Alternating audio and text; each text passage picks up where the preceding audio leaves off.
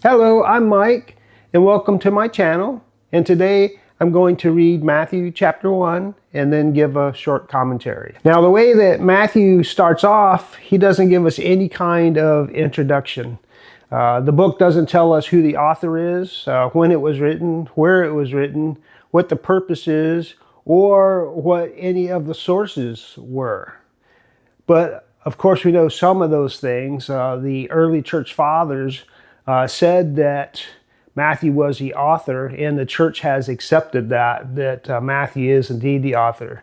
We don't have a date. There's people that think that it's in the 60s, 70s, 80s, and even the 90s.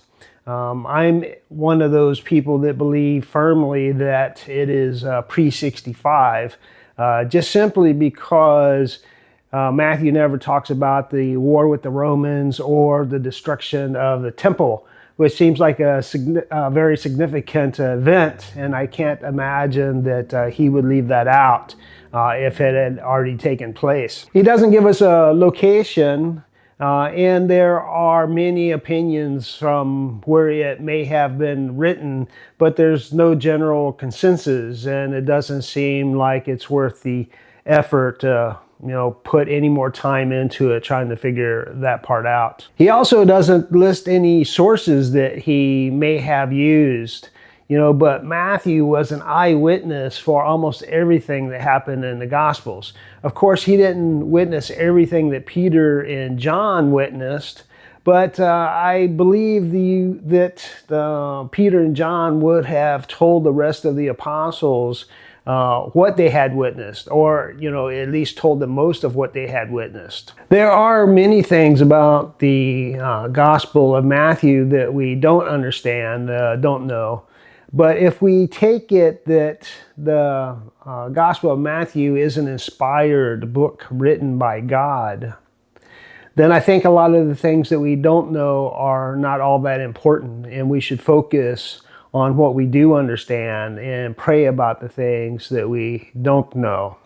So I'd like to start off by reading the beginning of Matthew, and then we'll talk about it. So today's reading will be out of the New Living Translation. Verse 1 says, "This is the record of the ancestors of Jesus the Messiah, a descendant of David and of Abraham." So Matthew tells us right off that Jesus is the Messiah. And of course, Messiah is the Hebrew word for anointed, just like Christos is the Greek word for the anointed. So Jesus is the anointed one that the Jews have been waiting for to judge the surrounding nations and free the Jews from oppression.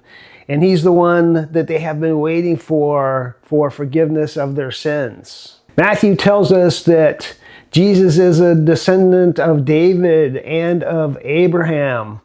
And these two people that he picked out to start off with both had promises from God. God had promised David that he would have a descendant that would sit on his throne and that his kingdom would be unending. And he also promised Abraham that through him all nations would be blessed. And Jesus is that blessing. Jesus is the fulfillment of the promises to King David and Abraham. For anyone that believes in him and repents and turns to him for forgiveness, they will have forgiveness of sins and will live all eternity with God. Now, moving on to the ancestry in chapter 1, starting off at verse 2, it says, "Abraham was the father of Isaac. Isaac was the father of Jacob. Jacob was the father of Judah and his brothers. Judah was the father of Perez and Zerah, whose mother was Tamar. Perez was the father of Hezron. Hezron was the father of Ram. Ram was the father of Amminadab. Amminadab was the father of Nahshon. Nahshon was the father of Salmon. Salmon was the father of Boaz, whose mother was Rahab. Boaz was the father of Obed, whose mother was Ruth. Obed was the father of Jesse. Jesse was the father of King David. David was the father of Solomon, whose mother was Bathsheba, the widow of Uriah. Solomon was the father of Rehoboam. Rehoboam was the father of Abijah. Abijah was the father of Asa. Asa was the father of Jehoshaphat. Jehoshaphat was the father of Jehoram. Jehoram was the father of Uzziah. Uzziah was the father of Jotham. Jotham was the father of Ahaz. Ahaz was the father of Hezekiah. Hezekiah was the father of Manasseh. Manasseh was the father of Amon. Amon was the father of Josiah. Josiah was the father of Jehoiachin and his brothers, born at the time of the exile to Babylon. And after the Babylonian exile, Jehoiachin was the father of Shealtiel. Shealtiel was the father of Zerubbabel. Zerubbabel was the father of Abiud. Abiud was the father of Eliakim. Eliakim was the father of Azor. Azor was the father of Zadok. Zadok was the father of Achim. Achim was the father of Eliud. Eliud was the father of Eleazar. Eleazar was the father of Mathan. Mathan was the father of Jacob.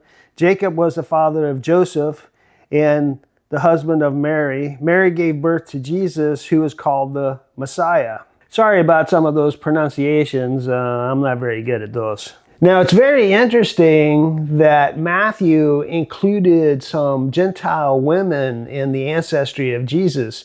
Normally, women weren't included. It was always the men, the son of this person and the son of this person and the son of this person. And also, it's unusual that these Gentile women should be included. And a lot of people have an opinion on why this happened. But it seems to me that maybe the most important thing about it is that it shows that the Gentiles are included and that the plan was always to include the Gentiles.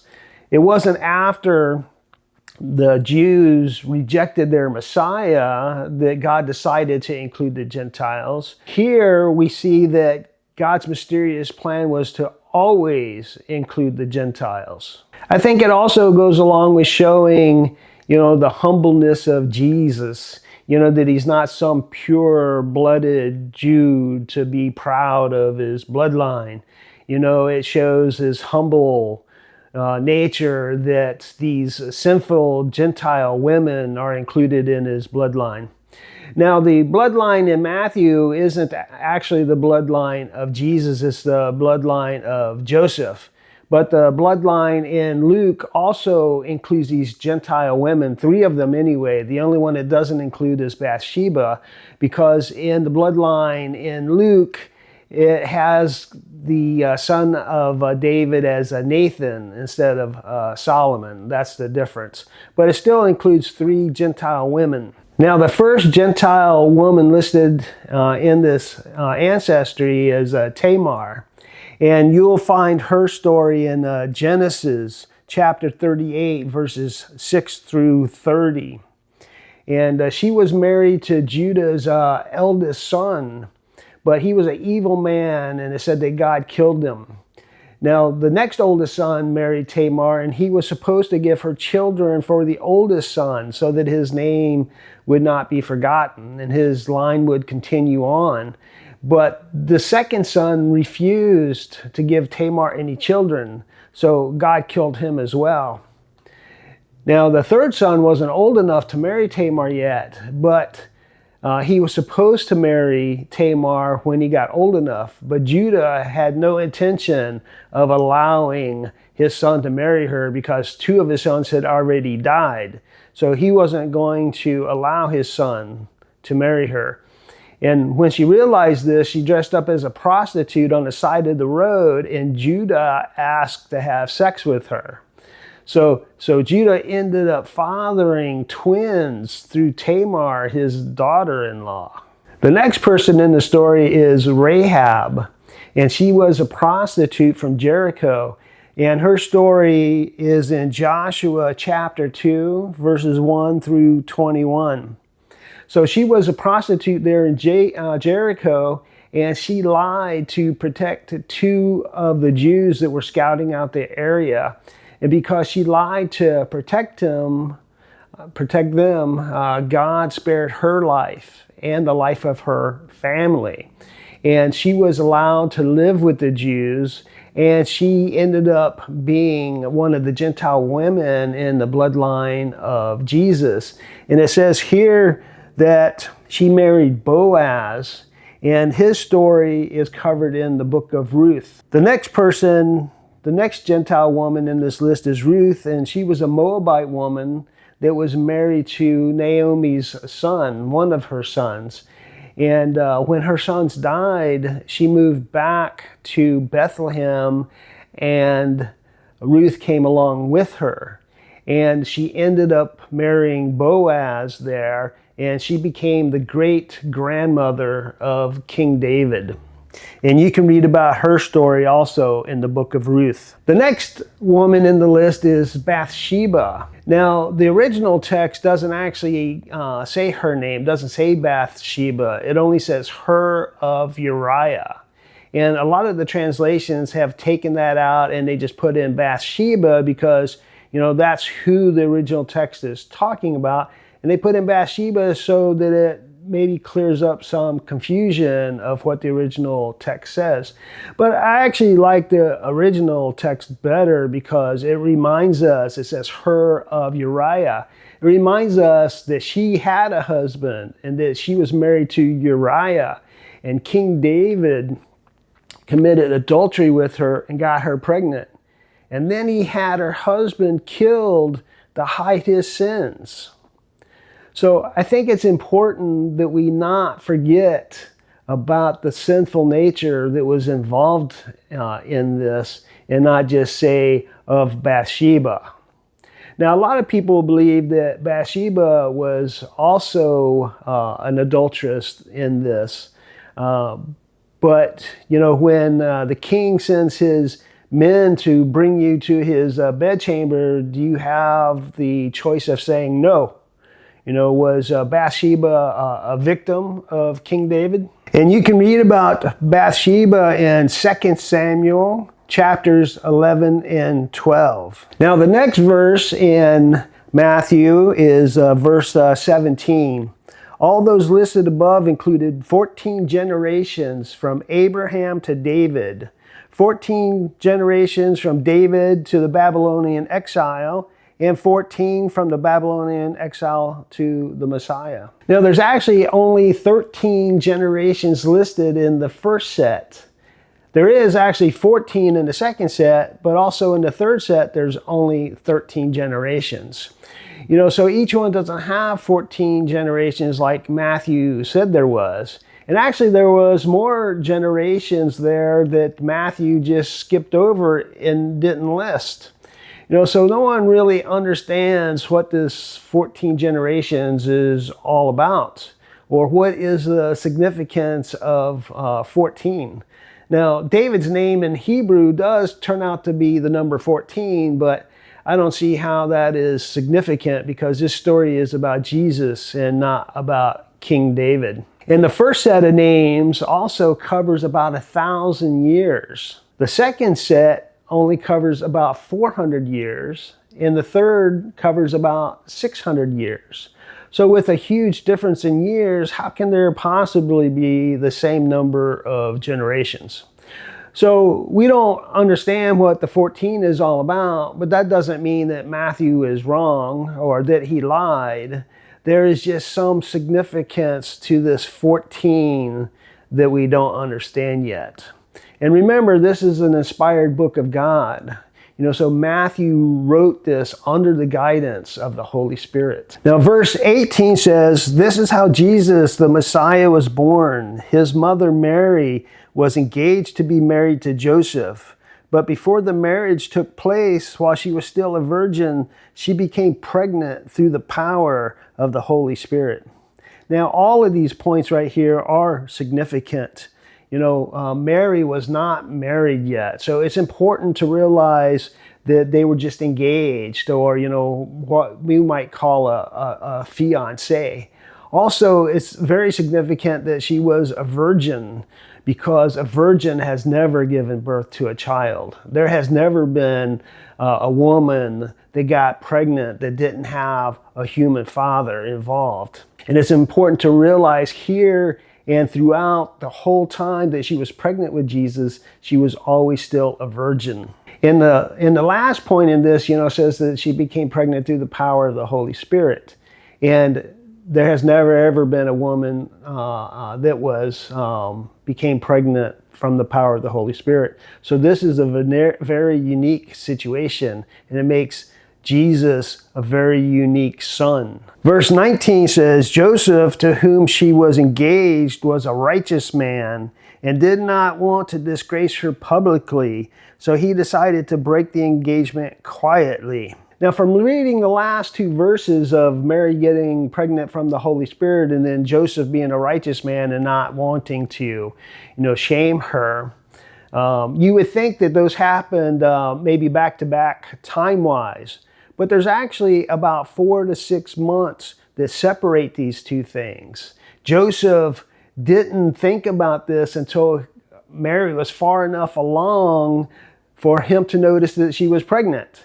And as we'll see a little bit further on, that this didn't happen until they were already living in Bethlehem. That's where they were when Joseph had this dream. That's where they were when Joseph took Mary as his wife. Now, verse 20 says, as he considered this, an angel of the Lord appeared to him in a dream. Joseph, son of David, the angel said, do not be afraid to take Mary as your wife, for the child within her was conceived by the Holy Spirit. And she will have a son, and you will name him Jesus, for he will save his people from their sins. So the angel takes away Joseph's concern, worry, that Mary had been unfaithful and that her child was from another man. And the angel commands him to name him Jesus, which tells us his purpose. Yahweh saves. Now, verse 22, all of this occurred to fulfill the Lord's message through his prophet. Look, the virgin will conceive a child. She will give birth to a son, and they will call him Emmanuel, which means God is with us. Now, this is taken from Isaiah chapter 7, verse 14. And in the Hebrew text, it just says, a young woman will become pregnant. But Matthew took the quote from the Septuagint, which is the Greek translation of the Hebrew text. And the Septuagint does use the Greek word for virgin. Now, the Hebrew text is the inspired book of God, and the Septuagint is not. But 94% of the quotations in the New Testament from the Old Testament are taken from the Septuagint and not the Hebrew text. That doesn't mean that Matthew was wrong or that he lied. It means that in Isaiah's day that there was a young woman that they were aware of that was going to become pregnant, and by the time her son was old enough to choose right for wrong, the situation that the Jews were in was going to be resolved. But according to Matthew, talking about the virgin will become pregnant, this is the fulfillment of that prophecy. Jesus is the fulfillment of it, and it is talking about a virgin birth in the New Testament. And verse 24 goes on to say, when Joseph woke up, he did as the angel of the Lord commanded and took Mary as his wife. So Luke chapter 2, verse 5 tells us that when Joseph had to go to Bethlehem because of the census, he took Mary along with him. And it says at the time in this Luke chapter 2, verse 5, that she was still his fiancée, that they were only engaged and that they were not married yet. So when they arrived in Bethlehem, they were still not married. And that's when Joseph had his dream. And when he woke up, he was obedient and took Mary as his wife. And then verse 25 says, but he did not have sexual relations with her until her son was born, and Joseph named him Jesus. So not only were they living in Bethlehem when Joseph had this dream, but they were living in Bethlehem when he woke up and took Mary as his wife. And then it says that he did not have sexual relations with her until Jesus was born. So they lived in Bethlehem for a while, to have the dream, to get married, for Joseph to wait for Jesus to be born before he could have sex with his wife. So all this took place in Bethlehem. And Joseph was obedient and named him Jesus, just like the angel had commanded. So that's the end of chapter 1. If you have any questions, comments, please leave them in the comment section. And thanks for watching.